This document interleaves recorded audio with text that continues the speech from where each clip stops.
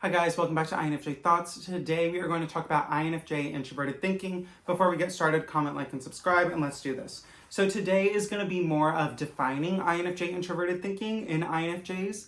The previous INFJ introverted thinking video I did was about if someone should withdraw and develop their identity in themselves, or if they should engage in setting boundaries with someone, and it kind of looked at all the sides of that equation. Today is defining introverted thinking. The tertiary or third function of INFJs is introverted thinking, or TI. Introverted thinking is subjective internal logic. Introverted thinking uses its subjective thoughts, opinions, and beliefs to create logics around their views of the world. Introverted thinking likes to research and trust their own subjective reactions to information as data that informs the self of who and what the self believes and is. Introverted thinking manifests in the INFJ as making sense of information, calculating self-interest, and navigating pessimism. The form of this analysis uses the fact that introverted thinking makes sense of information as the body of the analysis, and pessimism and self-interest are just parts of the larger body of the analysis, which is making sense of information. Making sense of information is one of the INFJ's favorite things to do. This is because the dominant function of the INFJ is introverted intuition. This means the INFJ already has a knack for wanting to understand things. The INFJ wants to understand how abstract concepts manifest in the real world around them. So for example, the introverted intuition sees an abstract concept and the extroverted sensing sees the manifestation. We often talk about extroverted sensing as taking action, as advocating and being wanting conflict. But in this example, we are going to refer to the perceiving functions as taking in information and the judging functions as judging the information, which for this example, for this video, puts extroverted sensing and introverted intuition in the passive seat, and it puts extroverted feeling and introverted thinking in the active seats. So introverted intuition would see an abstract concept such as someone being insecure. The extroverted sensing manifestation of that insecurity would be someone projecting really strong confidence while leading the group, but then viciously retaliating when they receive a constructive criticism. Again, this is an exaggerated example just to show the connection of these two cognitive functions between the abstract and the action. So where do extroverted feeling and introverted thinking sit in this equation? Extroverted feeling is the optimism in humanity, while introverted thinking is the pessimism in humanity. We will get to pessimism in a little bit, but in this example, making sense of the situation would involve explaining how and why somebody being a confident leader and then lashing out viciously would indicate that someone is insecure. Extroverted feeling would prefer to focus on the fact that somebody is a leader, and perhaps the cost of being confident all the time would cause someone to expend a lot of energy to the point that then when they did receive a constructive criticism after exuding all that confidence, that they would be naturally exhausted and would retaliate just because they have already done, quote unquote, like their job. So they're tired from projecting that confidence and then they just lash out, right? Now, introverted thinking would contrastly dissect the reasoning of why this is occurring. Also, extroverted feeling naturally does not even go that deep logically and coherently into explaining why it sees people optimistically. It's more extroverted feeling, extroverted functions, and extroverted feeling included are more autopiloted cognitive functions that just do behaviors, whereas introverted functions more organize, analyze, and dissect things. That's just a way to help you kind of understand this video. Of course, like if we were making a video about TE, maybe TE would be organizing things in the real world, right? But we're just that's kind of how it's shaping up for this video. So, so extroverted feeling just prefers to focus on the good, and it does not go that deep into the reasoning. So now we are at pessimism and self-interest. So, we're going to start with self-interest, and that's going to lead us to pessimism, all in this example of this, of seeing someone as insecure, right? So introverted thinking would dissect this example piece by piece. So this is the self-interest piece. So introverted thinking would see that someone projecting confidence as the leader. Introverted thinking would observe what that person chooses to do and what that person chooses not to do. Introverted thinking would analyze the overall reliability of that person. Introverted thinking would analyze if the person delivers on the promises that they have proposed while they were in the state of confidence. Introverted thinking would analyze the leader's commitment to the individuals in the group rather than seeing the group as just a group of people who will do as they say. Introverted thinking also evaluates double standards. Introverted thinking will also evaluate the preparedness and research done by the leader. Introverted, or any group member. Yeah. Introverted thinking also evaluates how well the leader or other members equip members of the group to believe in themselves emotionally, and how well the leader equips the team members to carry out the steps to complete tasks logically, accurately, and confidently. So notice introverted thinking is critiquing the group because the group is impacting the introverted thinker's self. So the streak is logically dissecting things and logically dissecting attributes of people, and this is naturally pessimistic. This viewpoint is pessimistic partially because society paints anything that is not positive as being pessimistic. So this means that introverted thinking could be an unbiased, like looking at a situation from the outside. It could be an unbiased, logical analysis of the situation. But in society, we are socialized to always provide an excuse, justification, forgiving sentiment when something is not right. For example, with this leader who is insecure, the optimistic view would be they are a good leader, they just have rough days sometimes.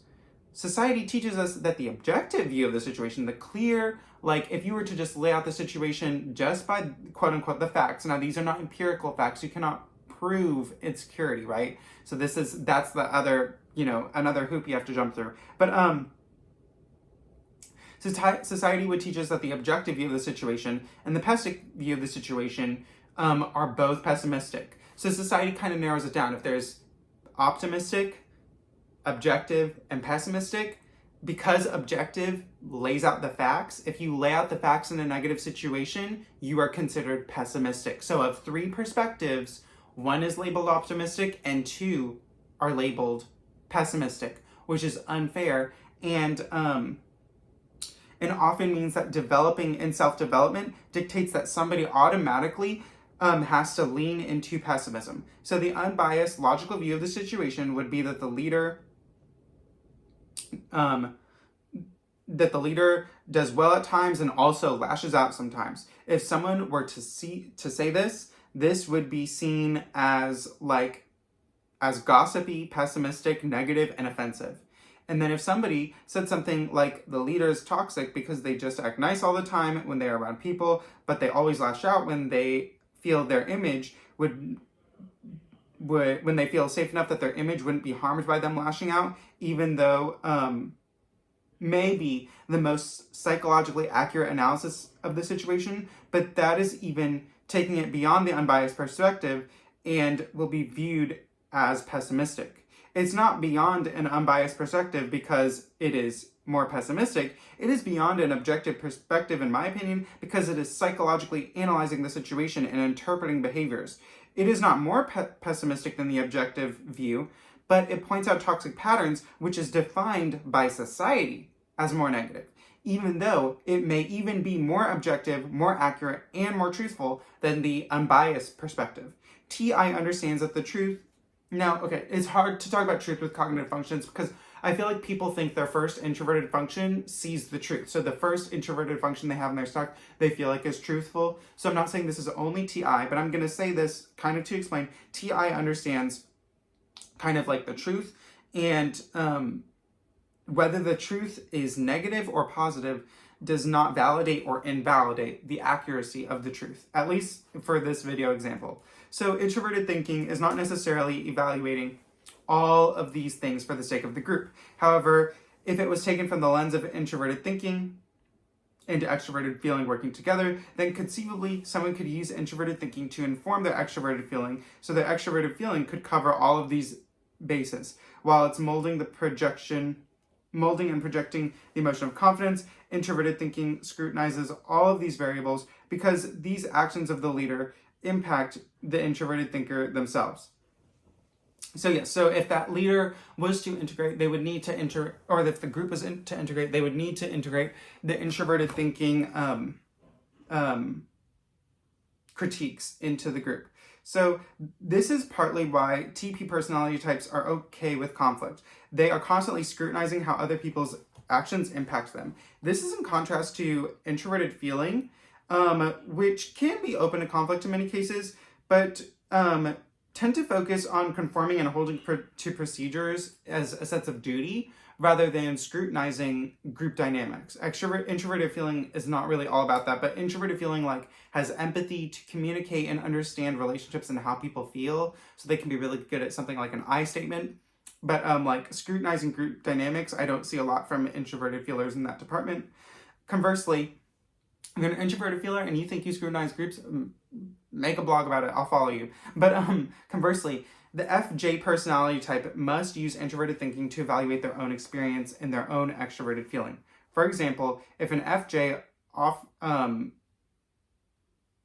loses sight of members of the group in terms of their individual agenda, this comes from the FJ assuming that other people in the group share similar values. For example, the FJ leading the group may assume that everybody in the group wants to succeed, or may assume that everybody in the group is just out for themselves and is seeking popularity. Notice how both of these assumptions are ignorant of the authentic personal agendas of each individual member in the group. In this instance, where the FJ assumes that everyone wants to succeed, the FJ will be blindsided to find out that some people are there because they only have a crush on someone in the group or there for the status. The FJ who assumes that everybody in the group is only selfishly popular may lose sight of the creative and inner world changing potential that the mission of the group has. It is important to note that extroverted feeling assumptions are not detailed and this coherent. They're kind of just views that the FJs may hold about others in the group. The most common assumption would be that that FJs make is that everybody else in the group has the same passion as they do. I've never really seen FJs. I mean, I've seen FJs will like see that people are not as dedicated. That's another way, but like the one, the FJ thinking everybody's just there for popularity, that the FJ may think that, but really the one that I've seen most common is that the FJ thinks everyone is as passionate as them. Yes.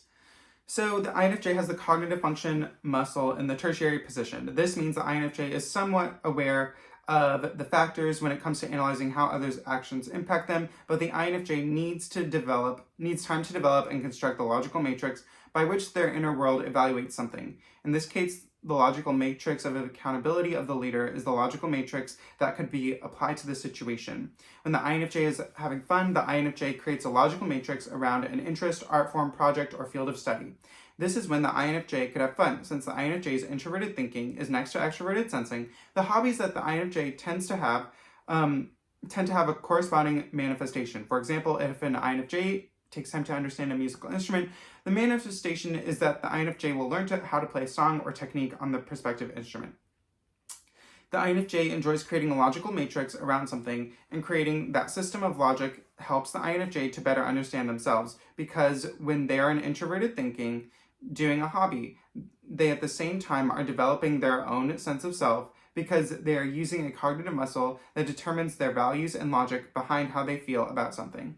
So by the INFJs getting to know themselves through knowing their internal logical landscape, for example, by doing a hobby, they are more equipped to filter, receive, dismiss, and categorize information that is in their environment, rather than just only absorbing it all through introverted intuition.